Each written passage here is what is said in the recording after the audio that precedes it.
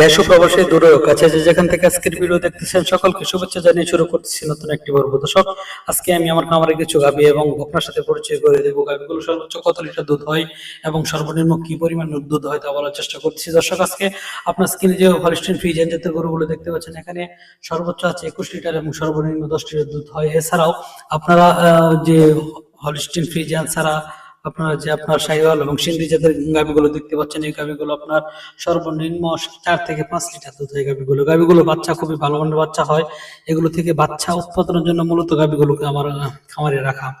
এছাড়াও আপনারা স্ক্রিনে যেই ওই সিন্ধি গাভীটা দেখতে পাচ্ছেন, এই গাভীটা আপনার গতবার 6 লিটার দুধ পাচ্ছি, এবারে 5 থেকে 5.5 দুধ হচ্ছে।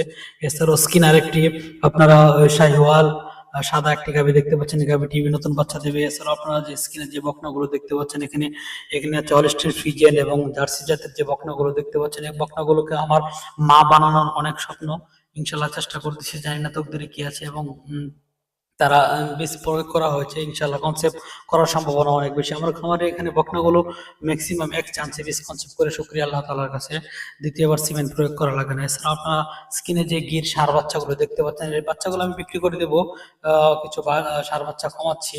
এছাড়াও আপনার বকনাগুলো বিক্রি করবো না, বকনাগুলোকে রেখে দেবো, বকনাগুলোকে মা বানানোর চেষ্টা করতেছি। আল্লাহ চাহে তো মা হলে খামারের অনেক ডেভেলপ হবে ইনশাল্লাহ।